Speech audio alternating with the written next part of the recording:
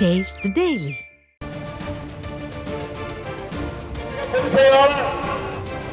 நாளைய தமிழ்நாட்டு முதலமைச்சர் அருமை எடப்பாடி அவர்கள் இங்கே சிறப்புரை ஆற்றுமாறு அழைக்கிறேன்.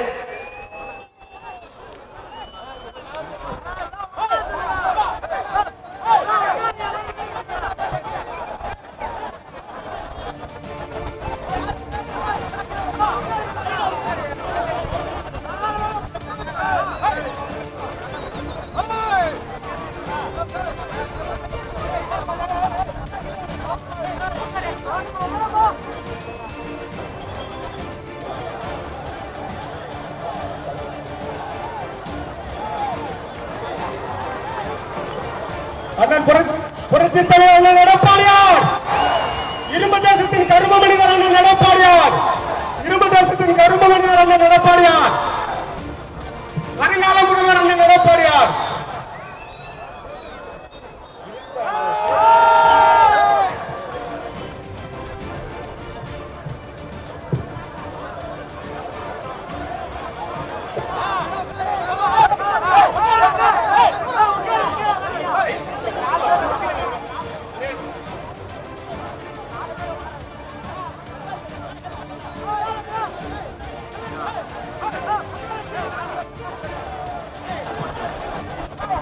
பொன்மனச்செம்மல் புரட்சி தலைவர் எம்ஜிஆர் அவர்களையும்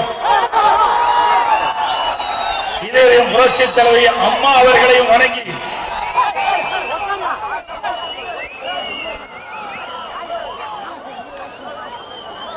கள்ளக்குறிச்சி மாவட்டம்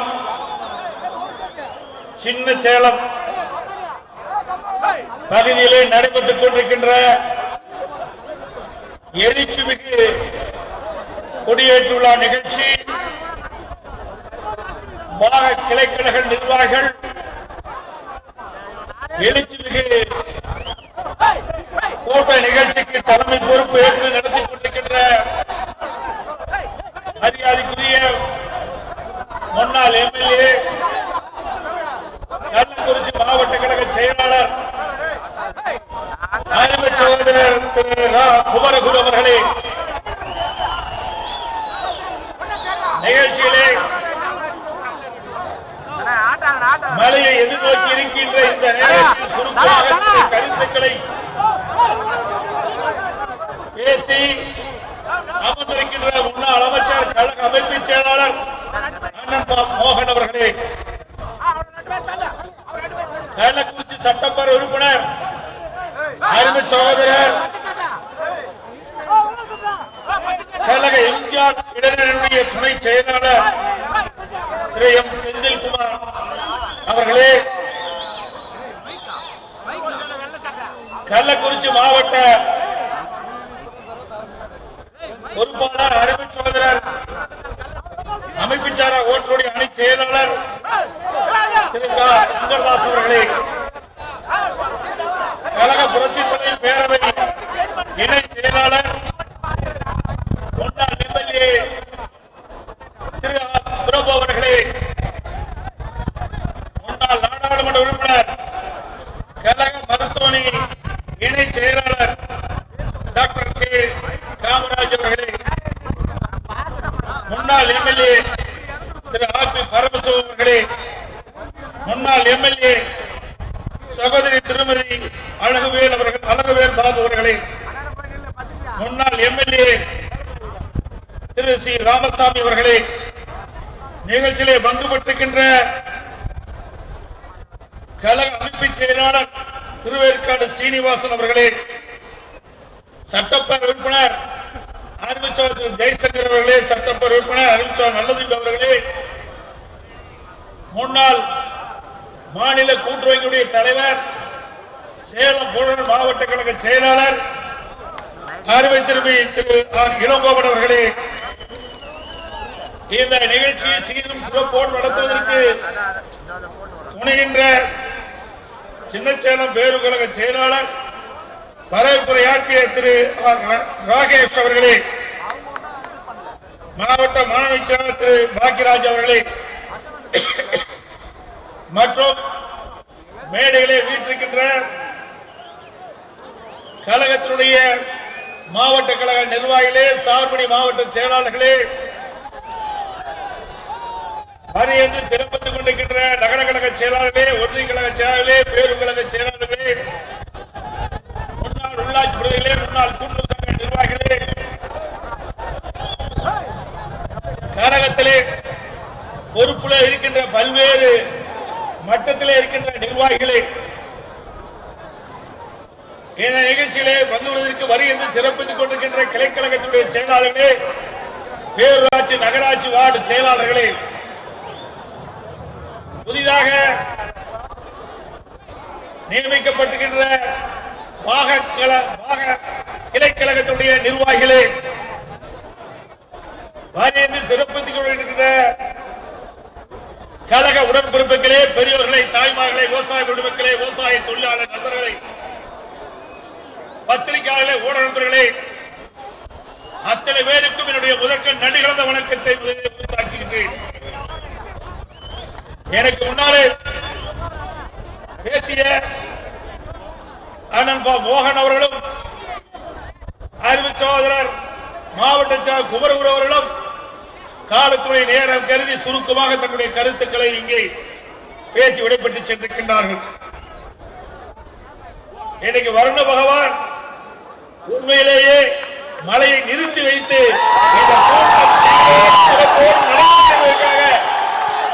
இன்னைக்கு மேலே இருந்து நமக்கு வாழ்த்திக் கொண்டிருக்கின்றார்.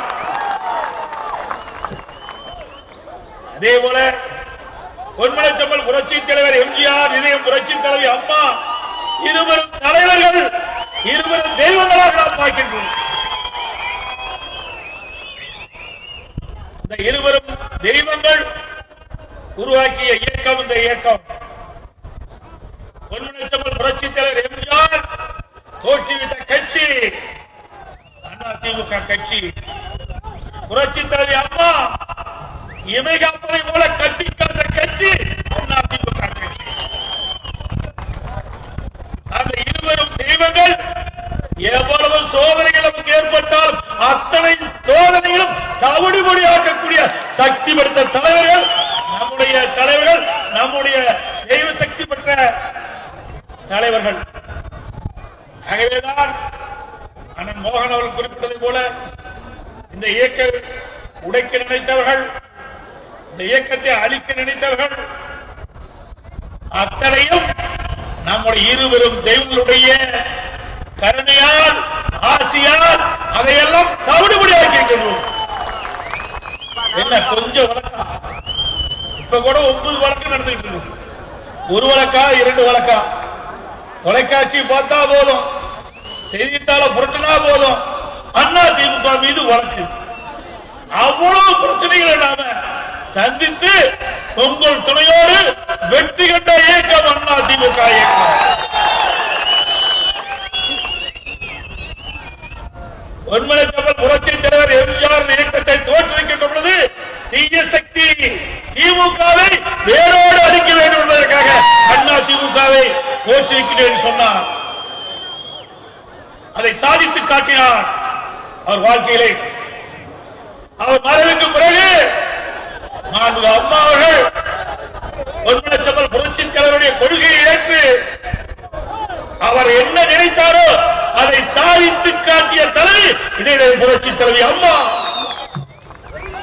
அம்மா மீது எவ்வளவு வழக்குகள், பொய் வழக்குகள், அத்தனையும் தாங்கிக் கொண்டு பொன்மனச்செம்மல் புரட்சி தலைவர் எம்ஜிஆர் உருவாக்கிய இந்த இயக்கத்தை இன்றைக்கு இந்திய தேசமே பாராட்டுகின்ற அளவுக்கு சிறப்பான ஆட்சி கொடுத்தார், சிறப்பான கட்சி வழிநடத்தினார் தலைவி புரட்சி தலைவி அம்மா அவர்கள். சிந்தித்து பாருங்கள், இந்தியாவிலேயே எத்தனையோ அரசியல் கட்சி இருக்கின்றன. தமிழகத்திலும் பல அரசியல் கட்சிகள் இருக்கின்றன. ஆனால் மக்களுக்காக வாழ்ந்து மறைந்த தலைவர் நம்முடைய தலைவர்கள். பொன்மனச்செம்மல் புரட்சி தலைவர் எம்ஜிஆர் அவர்களுக்கு குடும்பம் கிடையாது, புரட்சி தலைவி அம்மாவுக்கு குடும்பம் கிடையாது. நாம் தான் உற்ற உறவினர்கள், நாட்டு மக்கள் தான் பிள்ளைகள். இருவரும் தலைவர்களுக்கு அப்படி எண்ணி எண்ணி பார்த்து ஒரு தாய் தந்தை தன் குழந்தைக்கு என்ன செய்ய வேண்டும் அதை செய்து காட்டிய தலைவர்கள் நம்முடைய இருவரும் தலைவர்கள். கண்ணை இமை காப்பதை போல தமிழ்நாட்டு மக்களை காத்த தலைவர்கள் நம்முடைய தலைவர்கள். மக்களுக்காக வாழ்ந்த தலைவர்கள், மக்களுக்காக திட்டத்தை கொண்டு வந்து நிறைவேற்றி இன்றைக்கு தமிழகம் இந்தியாவிலேயே முதன்மை மாநிலமாக உருவாக்குவதற்கு காரணமாக இருந்த தலைவர்கள் பொன்மனச்செம்மல் புரட்சி தலைவர் எம்ஜிஆர், இதே புரட்சி தலைவர் அம்மா, அம்மாவுடைய அரசு. இன்றைக்கு அப்படியா இருக்குது? மன்னர் ஆட்சி, குடும்ப ஆட்சி, வாரிசு அரசிலே இன்றைக்கு தமிழகத்திலே நடந்து கொண்டிருக்கிறது. கருணாநிதி முதலமைச்சராக இருந்தார், அதுக்கு பிறகு ஸ்டாலின், அதுக்கு பிறகு இன்றைக்கு உருவாக்க பார்க்கின்றார் திரு ஸ்டாலின் உதயநிதி அவர்களை. திரு ஸ்டாலின் அவர்களே, அனைத்து இந்திய அண்ணா திராவிட முன்னேற்ற கழக கட்சி தமிழகத்தில் இருக்கின்றவரை உங்களுடைய கனவு நிறைவேறாது. உங்களுடைய கனவு காணல் நீராகத்தான் இருக்கும், பகல் கனவாகத்தான் நீங்கள் பார்த்துக் கொண்டிருக்கிறீர்கள். என்னையா தியாகம் செஞ்சீங்க? குடும்பம் தான் ஆட்சி செய்யணுமா தமிழ்நாட்டில்? ஏன் தமிழ்நாட்டில் இருக்கிற 8 கோடி மக்கள் ஒருவர் வரக்கூடாதா?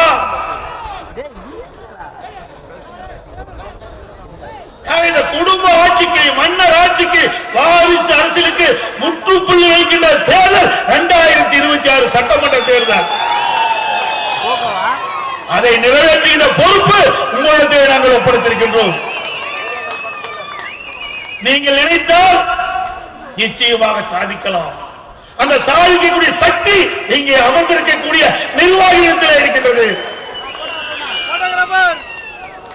ஏனென்றால் உங்களை போல் அங்கே அமர்ந்து இங்கே பேசிக் கொண்டிருக்கின்றேன்.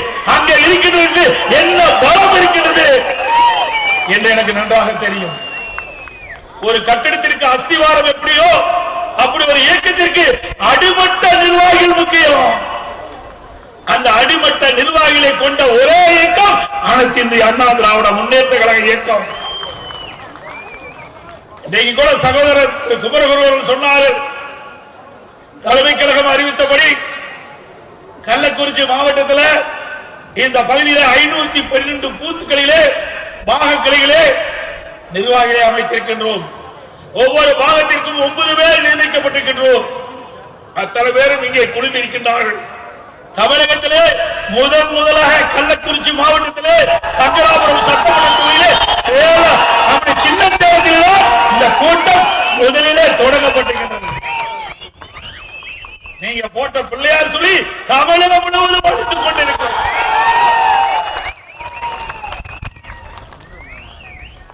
இந்த 9 பேரும் நடைபெறுகின்ற 2026 சட்டமன்ற தேர்தலிலே இன்றைக்கு தேனீக்களை போல, எறும்புகளை போல சுறுசுறுப்பாக செயல்பட்டு நமக்கு கிடைக்க வேண்டிய வாக்குகளை சிந்தாமல் சுதாமல் தங்களுக்கு ஒதுக்கப்பட்ட பாக கிளைகளை செயல்பட்டு அந்த பூத்துக்களிலே நம்முடைய வேட்பாளர்களுக்கு ஆதரவாக செயல்பட்டு நமக்கு கிடைக்க வேண்டிய வாக்குகளை பதிவு செய்ய வேண்டும். அதுதான் உங்களுடைய பணி.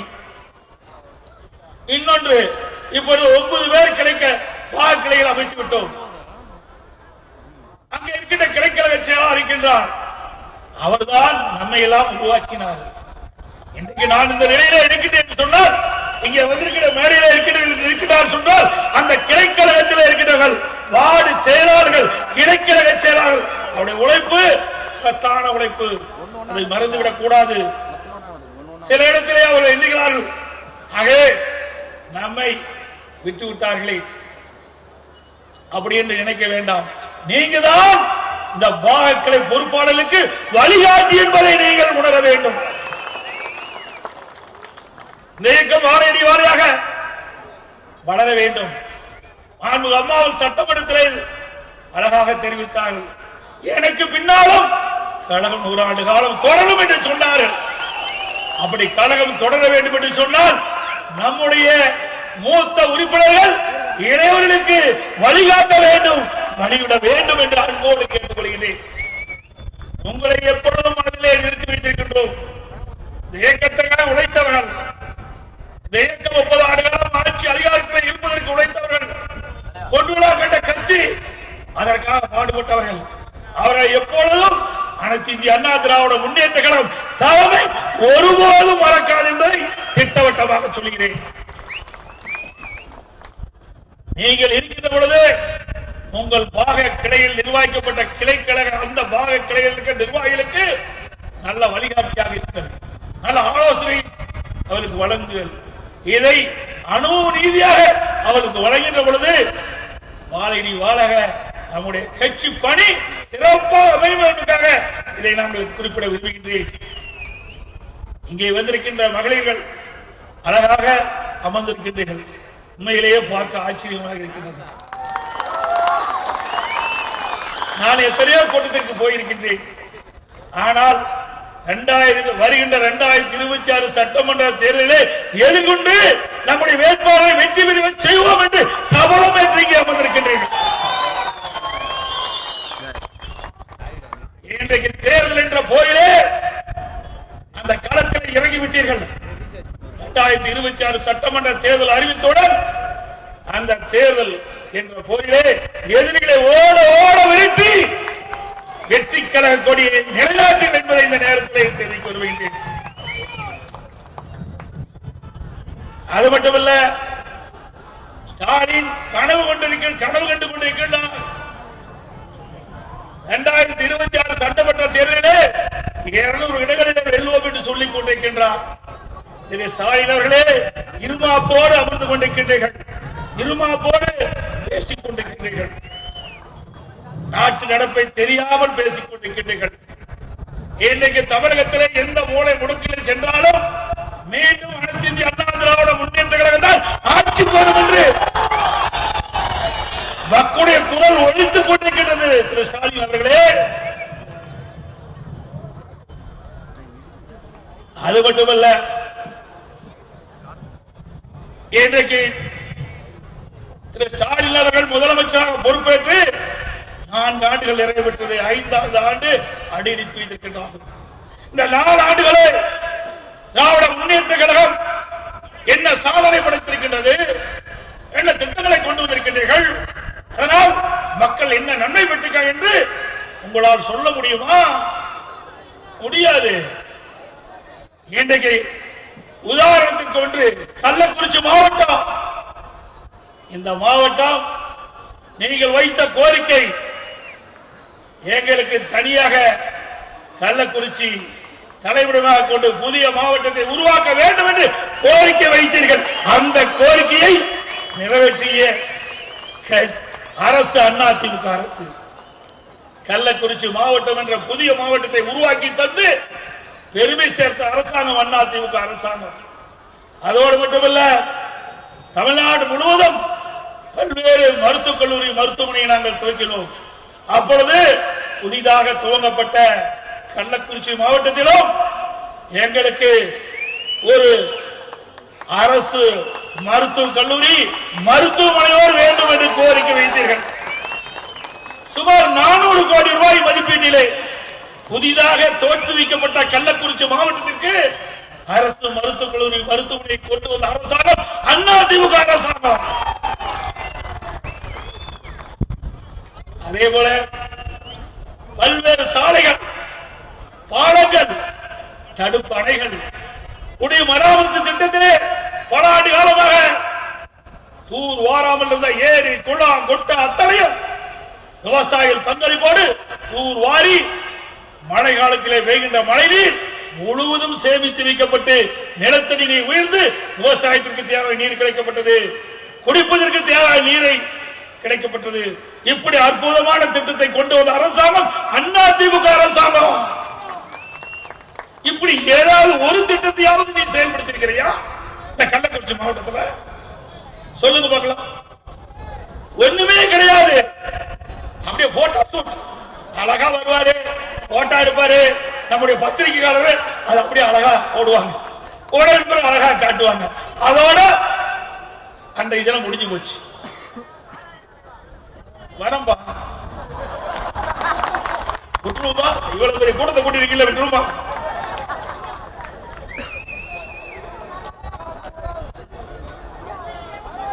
இருக்குது தம்பி, ஒன்னா ரெண்டா?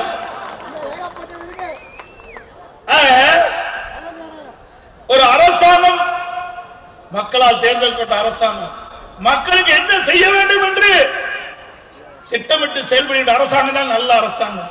அப்படி நல்ல அரசாங்கமா செயல்பட்டது பொன்மனச்செம்மல் புரட்சி தலைவர் எம்ஜிஆர் காலத்திலும் சரி, நான் அம்மா காலத்திலும் சரி, அம்மா மறைவுக்கு பிறகு அம்மாவுடைய அரசும் செயல்பட்டது. அதனால இன்றைக்கும் மக்கள் அதிமுகவை வாழ்த்திக் கொண்டிருக்கிறார்கள்.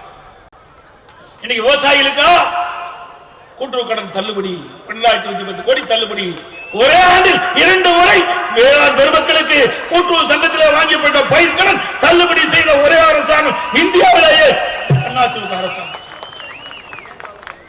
அதோட விவசாய தொழிலாளிக்கு பசு வீடுகள் அழகாக கட்டி கொடுத்தோம்.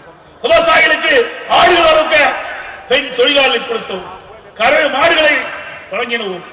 இப்படி விவசாய பெருங்குடி மக்கள் நிறைந்த கள்ளக்குறிச்சி மாவட்டத்திலே என்னென்ன திட்டத்தை விவசாயிகளுக்கு செஞ்சால் அந்த விவசாயிகள் பயன்பெறுவார்கள், விவசாய தொழிலாளி பயன்பெறுவார்கள் என்று திட்டமிட்டு செயல்படுத்திய அரசாங்கம் அதிமுக அரசாங்கம். எங்கூட சகோதரர் குமரகுரு தெரிவித்தார், மிகப்பெரிய கால்நடை பூங்கா 1020 கோடி, 1020 கோடி, ஆசியாவிலேயே மிகப்பெரிய கால்நடை பூங்கா உங்களுடைய மாவட்ட எல்லையிலே அமைத்திருக்கின்றோம். இந்த கால்நடை பூங்கா அமைக்கப்பட்டதுடைய நோக்கம், நான் முதலமைச்சர் இருந்த காலகட்டத்தில் அமெரிக்கா சென்றிருந்தேன். அங்கே பப்போலோ பால் பண்ணைக்கு சென்றேன். அந்த பப்போலோ பால் பண்ணையில ஒரு நாளைக்கு பசு 60 to 70 லிட்டர் பால் கொடுக்குது. அதே பசுக்களை நம்முடைய கால்நடை பூங்கா ஆராய்ச்சி நிலையத்திலே நம்முடைய சீதோசன நிலைக்கு தக்கவாறு கலப்பின பசுக்களை உருவாக்கி நம்முடைய பெண் தொழிலாளிகளுக்கு, விவசாயிகளுக்கு அதை கொடுக்கலாம் என்று எண்ணித்தான் இந்த கால்நடை பூங்காவை 1020 கோடியில 1000 ஏக்கர்ல அதுல இந்த கலப்பின பசுக்கள் இந்த ஆராய்ச்சி நிலையத்திலிருந்து உருவாக்கப்பட்டு அந்த பெண் விவசாய தொழிலாளிக்கு இலவசமா கொடுக்கிறோம். விவசாயிகளுக்கு இலவசமா கொடுப்போம். பால் உற்பத்தியை பெருக்குவோம். இதனால அவருக்கு குடும்ப வருமானம் உயரும். எவ்வளவு அற்புதமான திட்டம்! இன்னும் திறக்காத மூடி வச்சிருக்கிறீங்க. நான் சட்டமன்றத்தில் பேசி, கூட்டத்தில் பேசி, அப்படியே ரிப்போர்ட் வெட்டி ஸ்டிக்கர் வெட்டி திறந்ததோட அப்படியே போட்டாங்க. எதையுமே செய்யல. அதேபோல் ஆடு வளர்க்கிறோம். எல்லா விவசாயத்தை ஒட்டிய தொழில். எனக்கு பெண் விவசாய தொழிலாளி, விவசாயி ஒரு ஆடு வளர்க்கிறாங்கன்னா, ஒரு வருஷத்துல ஆடு வளர்த்தீங்கன்னா 20 கிலோ எடை கொண்ட ஆடை நாம் உருவாக்கி கொண்டிருக்கிறோம். அதே ஆராய்ச்சி நிலையத்தின் மூலமாக ஒரு வருடம் ஆராய்ச்சி நிலையத்தின் மூலமாக கொடுக்கப்படுகின்ற ஆடு 40 கிலோ எடை கொண்ட ஆடா இருக்கும். அப்ப அந்த பெண் தொழிலாளிக்கு 20 கிலோ ஆடு கூடுதலா கிடைக்கும். எடை கூடுதலா கிடைக்கின்ற பொழுது வருமானம் கூடும்.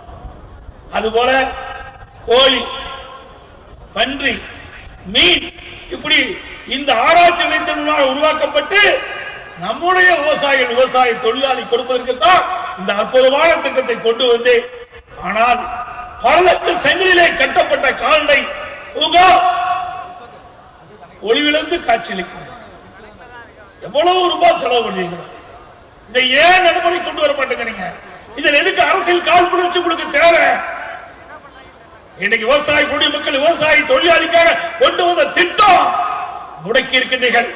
இன்னும் அடுத்த ஏப்ரல் மாசம் தேர்தல் நடக்க இருக்குது. மே மாசம் உங்கள் துணையோடு அனைத்து இந்திய அண்ணா திராவிட முன்னேற்ற கழக ஆட்சி மலரும்.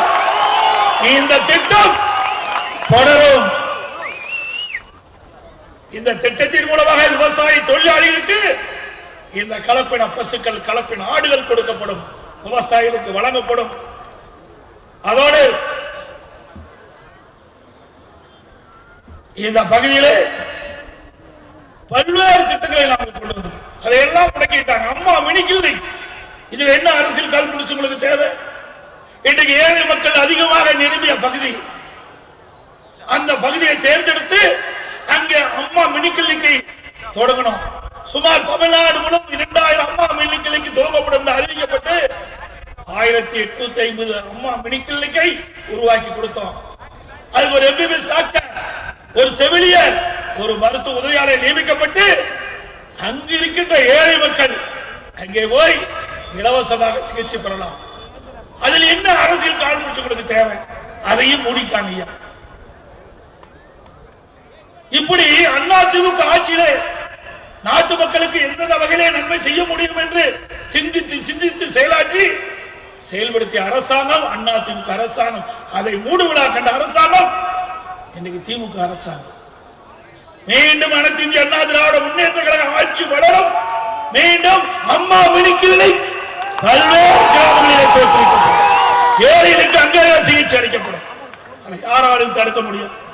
இது ஏழைகளுக்காக உருவாக்கப்பட்ட கட்சி, ஏழைகளின் நல்வாழ்வுக்காக உருவாக்கப்பட்ட கட்சி. ஒடுக்கப்பட்டவர், தாழ்த்தப்பட்டவர், கடைக்கோட்டில் இருக்கின்ற விவசாயி, தொழிலாளி அத்தனை பேரும் நன்மை பெற வேண்டும் என்பதற்காக உருவாக்கப்பட்ட இயக்கம் அதிமுக இயக்கம். அந்த இயக்கம் ஒவ்வொரு திட்டத்தை கொண்டு வருகின்ற பொழுதும் அந்த திட்டத்தால் ஏழைகளை எப்படி ஏற்றம் பெற செய்ய முடியும், அதற்கு என்ன திட்டத்தை கொண்டு வர முடியும், அதை நம்முடைய இருவரும் தலைவர்கள் வழியிலே செயல்படுத்தி காட்டினோம். அதை மீண்டும் செயல்படுவதற்கு 2026 சட்டமன்ற தேர்தலில் மிகப்பெரிய வெற்றியை தாருங்கள். அதோட திமுக அரசாங்கம் இருக்கின்ற பொழுது அப்ப எதிர்கட்சி தலைவராக இருந்தார் ஸ்டாலின். அப்ப ஊரூரா போனார். திமுக நிர்வாகிகள் போனாங்க ஊரூரா, திமுக எம்எல்ஏ ஊரூரா போனாங்க. இப்படி ஒரு தென்னையை பார்த்து பெட்ஷீட்டை போட்டு அங்க ஒரு பொட்டி வச்சு அங்க இருக்கிற மக்களை எல்லாம் அழைச்சு, உங்களுக்கு என்ன குறை இருக்குது அந்த குறைய கடிதத்தில் எழுதி இந்த பொட்டியில போடுங்க. நான் அந்த பொட்டிய அழகா பெரிய பூட்டை போட்டு, திண்டுக்கல் பூட்டை போட்டு அதை கொண்டு போய் நான் வீட்டில் வச்சிருந்து திமுக ஆட்சிக்கு வந்த உடனே அந்த பூட்டை திறந்து, பெட்டியை திறந்து அந்த மனுக்கள் எடுத்து தீர்வு காணும் சொன்னார். ஆட்சிக்கு வந்தார். மக்கள் அவருடைய கோரிக்கையை ஏற்று தங்களுடைய பிரச்சனைகள் எல்லாம் கடிதத்தை எழுதி அந்த பெட்டியில போட்ட அந்த மனு என்ன ஆச்சு? ஒண்ணுமே காணோம். என்னன்னு கேட்டா கூட்டனுடைய சாவி தொலைஞ்சு போச்சு.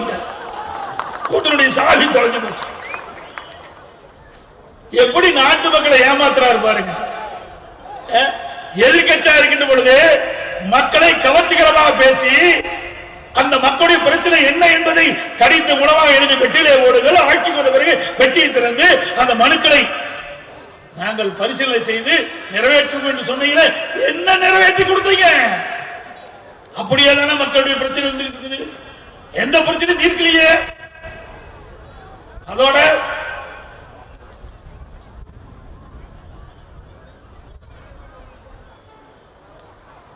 எங்க பார்த்தாலும் ஒரு பேச்சு, எப்பொழுது பார்த்தாலும் திரு ஸ்டாலினோ திரு உதயநிதி ஸ்டாலின் சொல்றது, நாங்க 1000 ரூபாய் கொடுத்தோம் சொல்ற. நான் வீட்டுல இருந்து எடுத்து கொடுத்தேன், என்னமோ சம்பாதிச்சு கொடுத்த மாதிரி. அப்புறம் நாங்க கட்டணமெல்லாம் பேருந்து நீக்கணும்னு சொல்றீங்க. அந்த பேருந்துல ஏறி இறங்கினா தான் உயிர் உத்தரவாதத்துக்கு. ஓட்ட ஒரிசல் பேருந்து,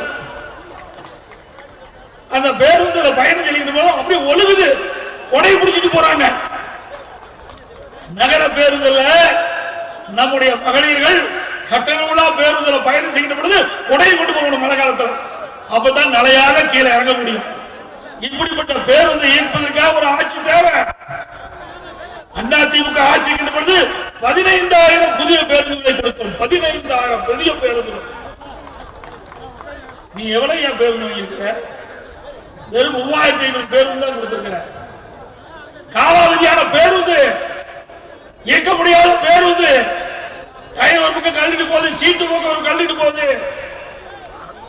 இப்படி மோசமான பேருந்துகளை இயக்கி மக்களை ஏமாற்றி இன்றைக்கு இந்த திட்டத்தை நாங்கள் செயல்படுத்தணும் சொல்லுது வெட்கக்கேடானது. அதுவும் முன்னாடியும் பின்னாடியும் பேருந்துக்கு லிப்ஸ்டிக் அடிச்சிருக்காங்க. அதுல என்ன பிங்க் கலர் பேருந்து, பிங்க் கலர்ல பெயிண்ட் அடிச்சிருக்காங்க. அந்த பேருந்துல நம்முடைய மகளிர் ஏறினா தான் கட்டணம் இல்லாம பயணம் செய்ய முடியும். மற்ற நகர பேருந்துல ஏறினா பணம் செலுத்த வேண்டும். இப்படிப்பட்ட தந்திரமிக்க ஒரே அரசாங்கம் திமுக அரசாங்கம். ஏன்னா விஞ்ஞான முறைப்படி ஊழல் செய்கிற ஒரே கட்சி திமுக கட்சி, வேற எந்த கட்சி கிடையாது. இன்னைக்கு திரு கருணாநிதி நாட்டுடைய முதலமைச்சராக இருக்கின்ற பொழுது ஊழலுக்காக கலைக்கப்பட்ட ஒரே அரசாங்கம் திமுக அரசாங்கம் தான். அது அப்படியே தொடருது. கலெக்ஷன் கமிஷன் கரப்ஷன் அது அப்படியே ஆணி அடிச்ச மாதிரி திமுக ஆட்சியில பார்க்கப்படுகிறது. பாருங்க, டாஸ்மாக் ஊழல்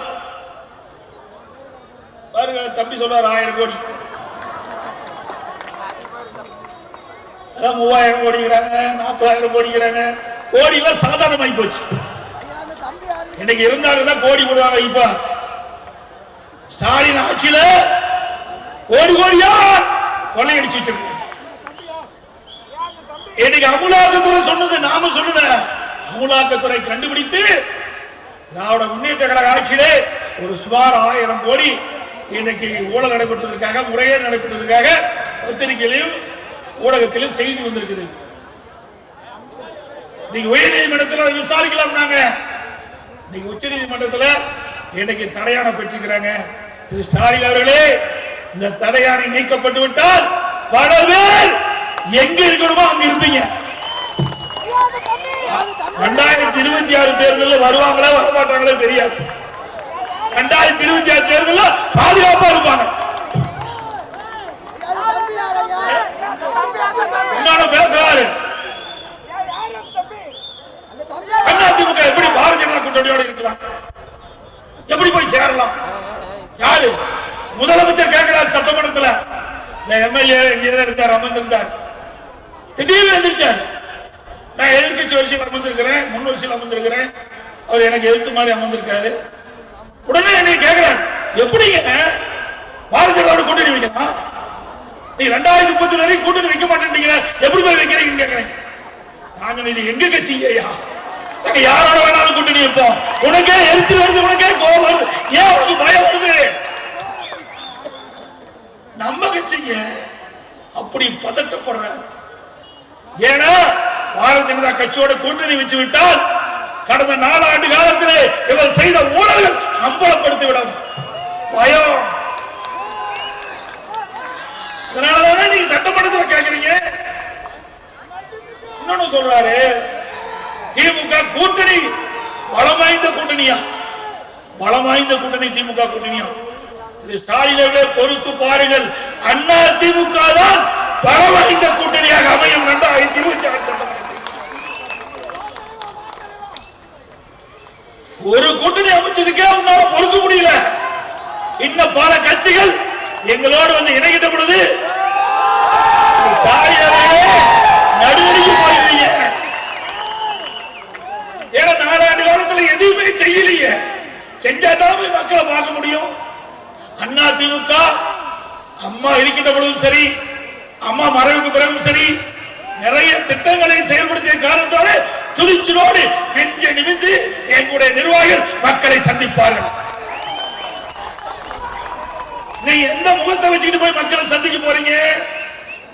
எல்லா துறையிலுமே ஊழல், ஊழலாத துறையே கிடையாது. அப்படித்தான் ஏதாவது நாட்டு மக்களுக்கு நன்மை செஞ்சிருக்கீங்களா? அதுவும் இல்ல. நீங்க கள்ளக்குறிச்சி மாவட்டத்தில் சின்ன சேலத்தில் நான் பேசிட்டு சொன்னா, நான் நாட்டு மக்களிடத்தில் இந்த மாவட்டத்திற்கு என்னென்ன திட்டங்களை கொண்டு வந்தேன் என்று ஆணித்தரமா சொல்றேன். நிறைவேற்றுகிறோம்.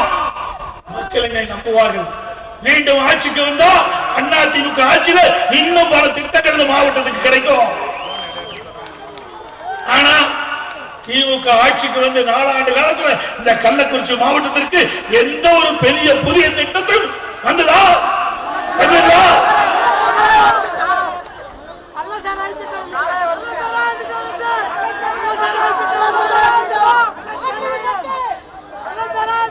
அதோடு எங்கு பார்த்தாலும் போதைப் பொருள் விற்பனை, கள்ளச்சாராய விற்பனை. இந்த கள்ளச்சாராயத்தால இந்த கள்ளக்குறிச்சி நகரத்தில் மைய பகுதியில் காவல் நிலையத்திற்கு 400 அடி தூரத்தில் கள்ளச்சாராய விற்பனை செய்யறாங்க. அந்த காம்பவுண்ட் சுவர் செஷன்ஸ் கோர்ட் நினைக்கிறேன், கோர்ட்டுடைய காம்பவுண்டுக்கு அருகிலேயே சாராயம் விற்கிறாங்க. அந்த கள்ளச்சாராயத்தை பருகி 68 அப்பாவி மக்கள் உயிரிழந்திருக்கிறார். அதுல பெரும்பாலானோர் ஆயிரோட மக்கள், ஏழை மக்கள், இரவென்று பகலென்று மாறாமல் பாடுபட்டு உழைக்கக்கூடிய உழைப்பாளிகள். அவர்கள் அந்த கள்ளச்சாராயத்தை குடித்து மரணம் அடைந்திருக்கின்றார்கள். அந்த மரணம் அடைந்தவர்களுக்கு கூட ஆறுதல் சொல்ல வக்கில்லாத முதலமைச்சர் இன்றைக்கு முதலமைச்சர் இன்றைக்கு கள்ளச்சாராயத்தால் மரணமடைந்த குடும்பங்கள் வேதனைகளை துடித்துக் கொண்டிருக்கின்ற பொழுது முதலமைச்சர் ஓடோடி வந்து அவளுக்கு ஆறுதல் சொல்லியிருந்தா பரவாயில்ல. வரவே இல்லை, வரவே இல்லைங்க. ஆனால் நாங்கள் ஆட்சியில் இருந்தாலும் இல்லாவிட்டாலும் மக்களுக்கு ஒரு பிரச்சனை என்றால் உடனடியாக கொள் ஒடுக்கின்ற இயக்கம் அதிமுக. என்னிடத்தில் சட்டமன்ற உறுப்பினர், மாவட்ட செயலாளர், கழக நிர்வாகிகள் என்னிடத்தில் தெரிவித்தார்கள், இப்படி துயரமான சம்பவம் நடைபெற்று விட்டது. கேட்டவுடன் சட்டமன்றம் நடந்து கொண்டிருக்கின்றது. அங்கே அதை விட்டுவிட்டு ஓடோடி வந்து அந்த மரணத்தால் துடித்துக் கொண்டிருக்கின்ற குடும்ப மக்களுக்கு ஆறுதல் சொன்ன இயக்கம் அதிமுக இயக்கம். சிந்திச்சு பாருங்க, 68 குடும்பங்கள் நடுத்தெருவுக்கு வந்து விட்டது. அதில் ஒரு குடும்பத்திலே இருக்கின்ற குழந்தைகள் கல்வி தொடர்வதற்காக அதிமுகவே அந்த குழந்தைகளை தத்தெடுத்து கல்வி செல்வை முழுவதும் ஏற்றுக்கொண்ட இயக்கம் அதிமுக இயக்கம். அதோட போதைப் பொருள் எங்க பார்த்தாலும் கஞ்சா விக்குது. கஞ்சா விக்காத இடமே இல்லை. எது கிடைக்குதோ இல்லையோ கஞ்சா இந்த ஆட்சியில தாராளமா கிடைக்கும். இன்றைக்கு தமிழகம் போதைப் பொருள் நிறைந்த மாநிலமாக காட்சியளித்துக் கொண்டிருக்கிறது. இன்றைக்கு கடந்த 3 ஆண்டு காலமாக நாங்கள் தொடர்ந்து ஊடகத்தின் வாயிலாக, பத்திரிகையின் வாயிலாக, அறிக்கையின் வாயிலாக சட்டமன்றத்திலே நான் குரல் கொடுத்துக் கொண்டிருக்கின்றேன். தமிழகத்திலே போதைப் பொருள் விற்பனை அதிகமாக இருக்கிறது. கட்டுப்படுத்துங்கள், இரும்பு கரம் கொண்டு அடக்குங்கள். மாணவர்கள், இளைஞர்கள், பொதுமக்கள் கஞ்சாவுக்கு அடிமையாகி சீரழியக்கூடிய காட்சி தமிழகத்திலே பார்க்கப்படுகிறது. இந்த போதைப் பொருளால் சட்ட ஒழுங்கு சீர்குலைகிறது. இந்த போதைப் பொருளால் திருட்டு, வழிப்பறிவு, பாலியல் வன்கொடுமை இப்படி அரங்கேறிக் கொண்டிருக்கிறது. இதை தடுத்து நிறுத்த வேண்டும் என்று சொன்னால் போதைப் பொருளை கட்டுப்படுத்த வேண்டும். அறவாக போதைப் பொருளை ஒழிக்க வேண்டும். பலமுறை சொன்னேன், கேட்கவில்லை. இன்றைக்கு முதலமைச்சர் ஊடகத்தின் வாயிலாக தெரிவிக்கின்றார், போதையின் பாதையிலே செல்லாதீர்கள் என்று. போதையின் பாதையிலே செல்லாதீர்கள்.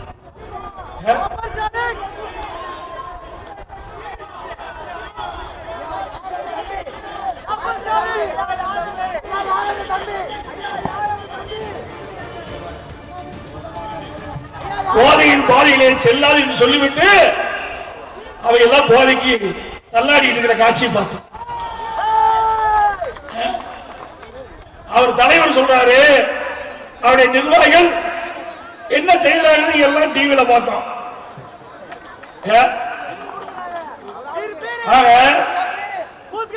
இதை நான் சொன்ன உடனடியாக நடவடிக்கை எடுக்கப்பட்டிருந்தால் இதை தடுத்து நிறுத்திருக்கலாம். அதையெல்லாம் செய்ய தவறிய காரணத்தினால் இன்றைக்கு இளைஞர்கள் பால்படுகின்றார்கள், மாணவர்கள் பால்படுகின்றார்கள், பொதுமக்கள் பாதிக்கப்படுகிறார்கள். ஸ்டாலின் அவர்களே, திறமையற்ற முதலமைச்சர், பொம்மை முதலமைச்சர், ஒன்றுமே செய்ய தெரியாதுங்க. நம்ம திருவிழாவில் நம்ம போவோம். திருவிழாவுக்கு போனா நம்முடைய வீட்டில் இருக்கிற குழந்தைங்க அப்பப்ப எங்களுக்கு பொம்மை வாங்கி கொடுப்பாங்க. நாமளும் பொம்மை வாங்கிட்டு போய் குழந்தை கொடுப்போம். அப்பப்ப அந்த பொம்மை கை தட்டணும். அப்ப சாவி கொடுப்போம், டக்கு டக்கு டக்குன்னு கை தட்டும். அது மாதிரி முதலமைச்சர் எதையுமே தெரியாம பொம்மை மாதிரி இருக்கின்ற ஒரு முதலமைச்சர் தான் இன்றைய முதலமைச்சர் ஸ்டாலின் அவர்கள். இன்றைக்கு நீட்டை பத்தி சொல்றாரு தம்பி. இந்த நீட்டை கொண்டு வந்தது யார்? நான் பல முறை பேசிட்டு பொய்ய திருப்பி திருப்பி சொல்லி உண்மையாக பார்க்கிறார் ஸ்டாலின். உண்மையிலேயே மனசாட்சி உள்ள மனிதராக திரு ஸ்டாலின் இருந்தா நான் சொல்றதுக்கு தெளிவான பதில் மக்களுக்கு கொடுக்க வேண்டும். இந்த நீட் எப்பொழுது வந்தது? மத்தியிலே காங்கிரஸ் ஆட்சி. அப்பொழுது காங்கிரஸ் அமைச்சரவையிலே திமுக அங்கம் வைக்கின்றது. 2010 டிசம்பர் 21 நோட்டிபிகேஷன் நீட் வெளியிடுறாங்க, அரசியல் வெளியிடுறாங்க. அப்ப யாரு அமைச்சர்னா நாமக்கல்ல இருக்கின்ற திமுக எம்பி காந்தி செல்வன் சுகாதாரத்துறை இணையமைச்சராக இருக்கிறார். அப்போதுதான் நீட் தேர்வை காங்கிரசும் திமுகவும் வெளியிடப்படுகிறது. கொண்டு வந்தது அவர்கள். அதை தடுத்து நிறுத்துவதற்கு முயற்சி செஞ்சது அண்ணா திமுக அரசாங்கம். இன்று வரைக்கும் நீட் ஏற்றிட்டு இருக்கிறோம். ஆனா நீதிமன்றம், உச்ச நீதிமன்றம் அங்கே ஒரு தீர்ப்பை கொடுத்து விட்டது. அதற்கு காரணம் யாரு?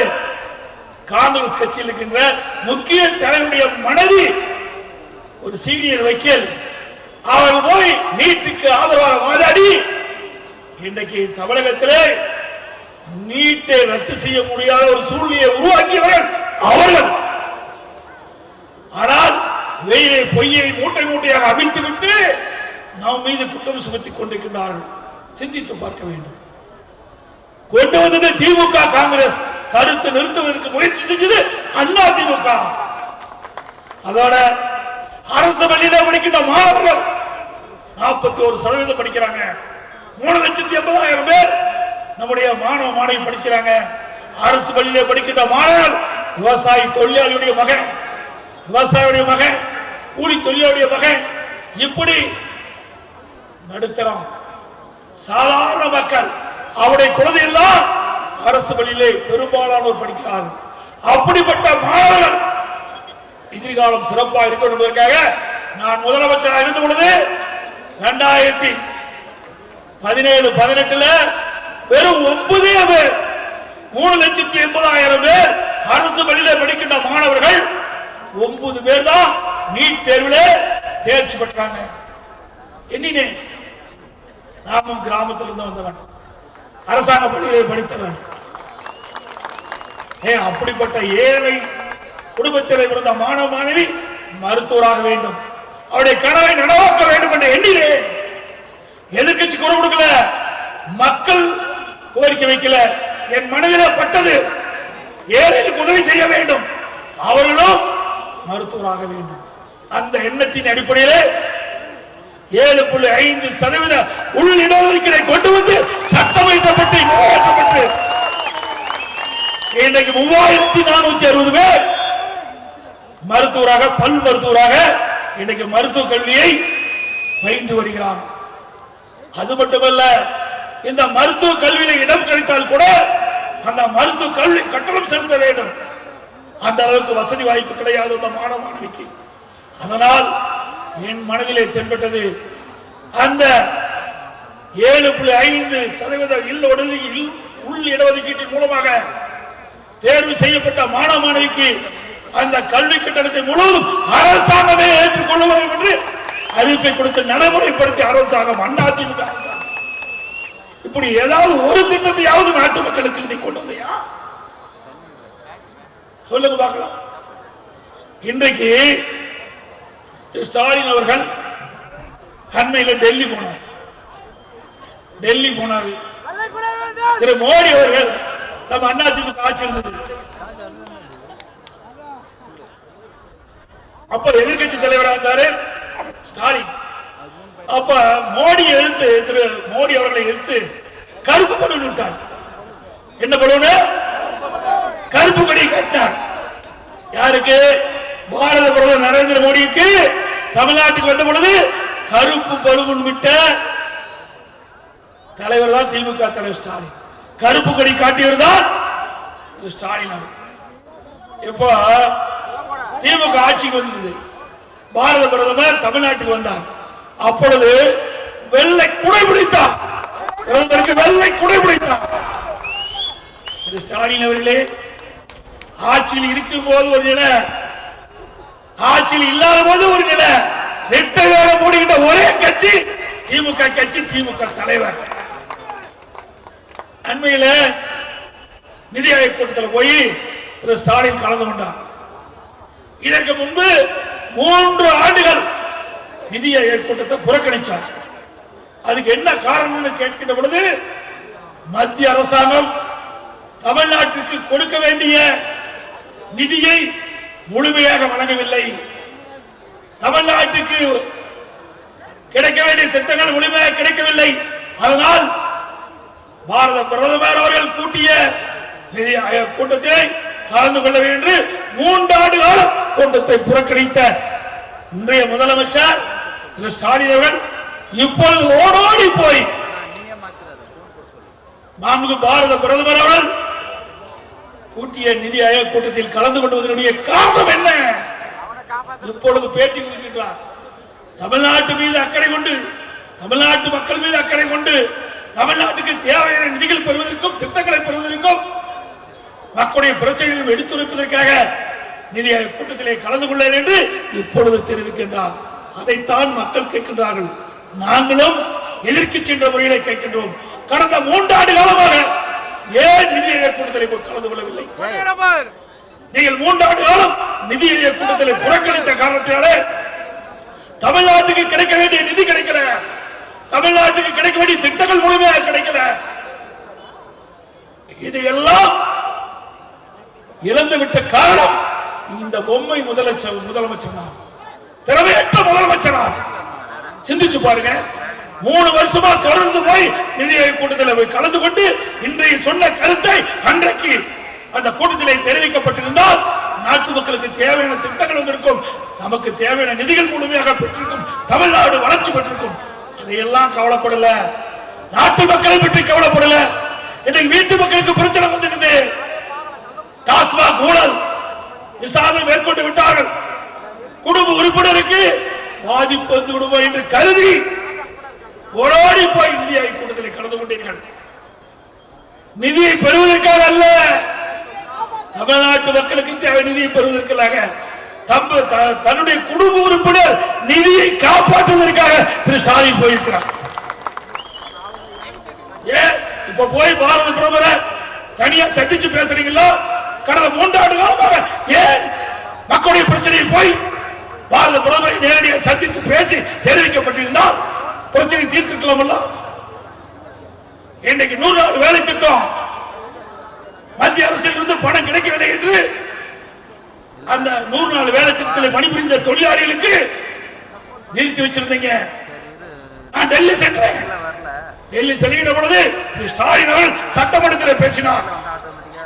திரு எடப்பாடி பழனிசாமி அவர்கள் உள்துறை அமைச்சர் திரு அமித்ஷா அவர்களை சந்திக்கிறார். அப்படி சந்திக்கின்ற பொழுது தமிழ்நாட்டுடைய பிரச்சனையை எடுத்து சொல்லுங்கள், நமக்கு வர வேண்டிய நிதிகள் வருவதற்கு நீங்கள் முயற்சி செய்யுங்கள் என்று சட்டமன்றத்திலே பேசினார்.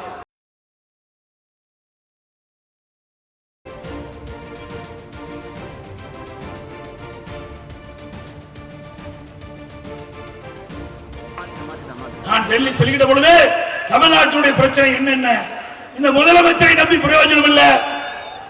தமிழ்நாட்டு மக்கள் நம்முடைய மக்கள், ஏழை மக்கள், 100 நாள் வேலை திட்டத்தில் பணிபுரிகின்ற மக்கள் ஏழை மக்கள். அந்த மக்களுக்கு வர வேண்டிய அந்த நிதி வரவில்லை. அதை உடனடியாக விடுவிக்க வேண்டும் என்று நான் மனுவாக கொடுத்தேன். உடனடியாக சுமார் 3000 கோடி மத்திய அரசு விடுவித்தது. முன்னால் பெற முடிஞ்சதா? முதலமைச்சர் தப்பட்டம் அடித்துக் கொள்கிறீர்களே, இந்த ஏழை மக்களுடைய பிரச்சனையை உங்களால் தீர்க்க முடிஞ்சதா? உங்களுடைய அரசாங்கம் இருக்கின்றது.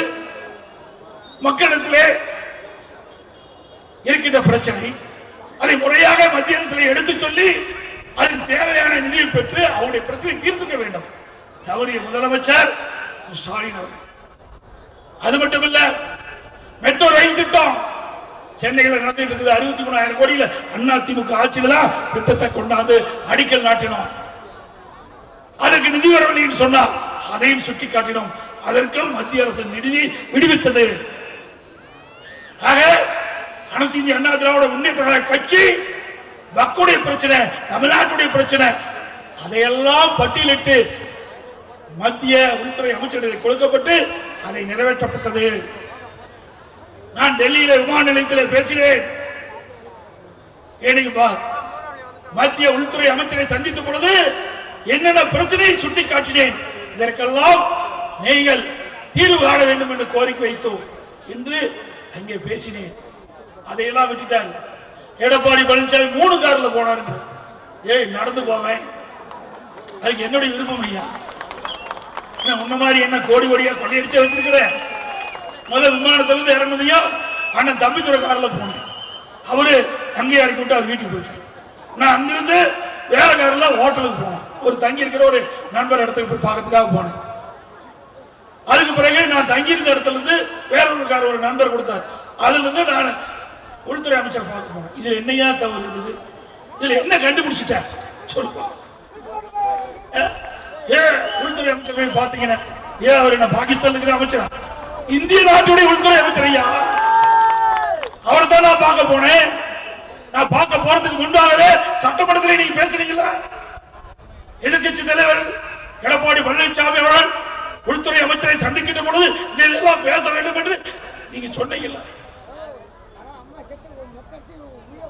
நாம பார்க்கறதெல்லாம் பொறுக்கல. ஏன்னா எப்ப பார்த்தாலும் ஸ்டாலின் பேசுறாரு. நாடாளுமன்றத்தில் 39க்கு 39 வெற்றி பெற்று விட்டோம் என்று. ஏன்னா அத்தனை பேர் பெஞ்ச தேய்ச்சிட்டு இருக்காங்களா நாடாளுமன்றத்தில்? எங்க எம்பி குமரகுரு மட்டும் ஜெயிச்சிருந்தா என்னுடைய வேட்பாளர் நான் பேசுற பேச்ச நாடாளுமன்றத்தில் பேசியிருப்பார். தமிழ்நாட்டு மக்களுடைய குரல் நாடாளுமன்றத்தில் ஒலித்திருக்கும். ஆனால் சந்தர்ப்ப சூழலின் காரணமாக நான் வெற்றி வாய்ப்பு இழந்தாலும் 2026 சட்டமன்ற தேர்தலில் நிச்சயமாக ஒரு துணையோடு நாங்கள் வெற்றி பெறுவோம். 2024 நாடாளுமன்ற தேர்தல் நடைபெற்றது. அப்பொழுது அறிவிச்சவர் குமரகுருவை சந்தித்து நான் கேட்டேன், தம்பி நாடாளுமன்றத்தில் யார் நிற்க போறாங்க? கள்ளக்குறிச்சியில் கேட்டேன். என்னடா வேட்பாளர் நான் தயார் பண்ணிக்கிறேன். அப்படி வேட்பாளர் யாரும் நிற்க முன்வரல, நானே நிற்கிறேன்னு சொன்னார்.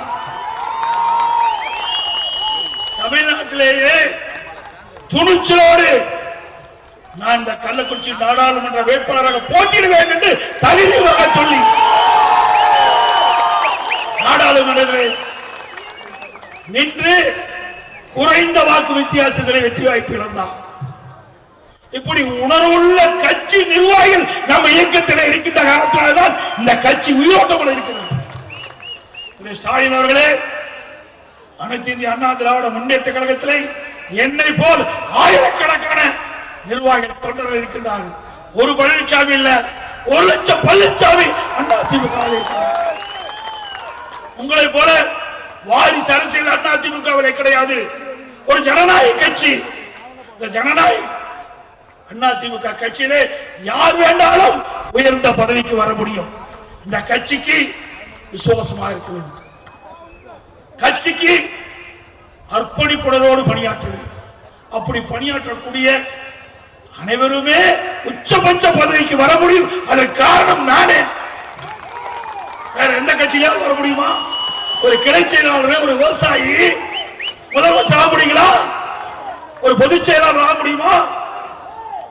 ஆக ஒரு சாதாரண தொண்டன் கூட அனைத்து இந்திய அண்ணா திராவிட முன்னேற்ற கழகத்தில் முதலமைச்சராக வர முடியும். பொதுச் செயலாளர் கட்சிக்கு பொதுச் செயலாளர் வர முடியும். அதுதான் இந்த இயக்கத்தினுடைய ஜனநாயகம். திமுக ஒரு வார்த்தை சொல்லுவாங்களா, அடுத்த நாள் கட்சியில் வச்சிருப்பாங்களா, காலி பண்ணிடுவாங்க. திரு கருணாநிதி, ஸ்டாலின், அதுக்கு பிறகு உதயநிதி, அதுக்கு பிறகு இன்பநிதி தயாரா இருக்கிறார். அவர் அமைச்சர் சொல்றாரு, கேவலமா இருக்குது. ஒரு சீனியர் மந்திரி சொல்றாரு, உதயநிதியுடைய மகன் இன்பநிதி வந்தாலும் நாங்கள் ஏற்றுக்கொள்வோம் என்று. அந்த அளவுக்கு ஊழல் செய்கின்ற அமைச்சர்கள் இருக்கின்ற வரை நாட்டை எப்படி காப்பாற்ற முடியும் என்பதை. ஆகவே 2026 சட்டமன்ற தேர்தலில் வாரிசு அரசியலுக்கு முற்றுப்புள்ளி வைக்கின்ற தேர்தல், மன்னர் ஆட்சிக்கு முற்றுப்புள்ளி வைக்கின்ற தேர்தல். குடும்ப ஆட்சிக்கு முடிவு கட்டுகின்ற தேர்தல் 2026 சட்டமன்ற தேர்தல். இந்த தேர்தலை கடுமையாக உழைக்க வேண்டும். ஒவ்வொரு தொண்டரும் ஒவ்வொரு நிர்வாகியும் இயன்ற அளவிற்கு நம்முடைய வேட்பாளருக்கு ஆதரவாக பிரச்சாரம் செய்ய வேண்டும். புதிதாக பாகக்கடை பொறுப்பாளர்கள் அர்ப்பணிப்புடனோடு பணியாற்றி தங்கள் பாகத்தில் இருக்கின்ற அத்தனை வாக்காளர் பெருமக்களையும் நேரடியாக சந்தித்து அவருடைய ஆதரவை பெற்று அனைத்து இந்திய அண்ணா திராவிட முன்னேற்ற கழக ஆட்சியிலே கொண்டு வரப்பட்ட திட்டங்கள் என்னென்ன என்பதை தெளிவாக எடுத்து சொல்லி கடந்த 4 ஆண்டு காலமாக திராவிட முன்னேற்ற கழக ஆட்சியில் ஏற்பட்ட அவலங்கள் எடுத்து சொல்லி வாக்குகளை சேகரித்து நம்முடைய வேட்பாளரை வெற்றி பெற செய்ய வேண்டும் என்று அன்போடு இந்த நேரத்தில் கேட்டுக்கொள்கின்றேன்.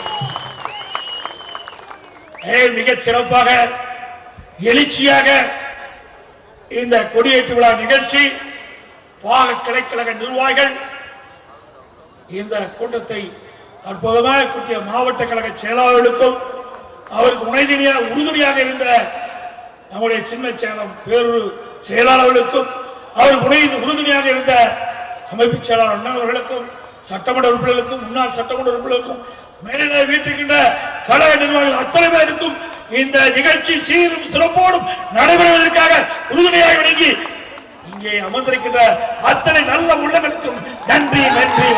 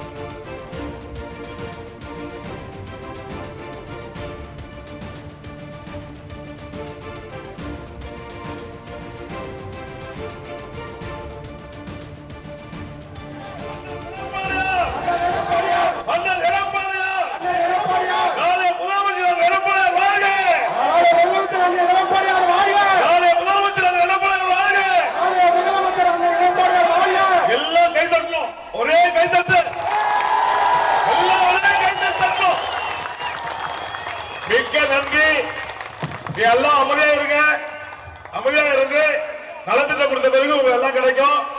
இங்கே மேடை தயவு செஞ்சு புரியாதுங்க.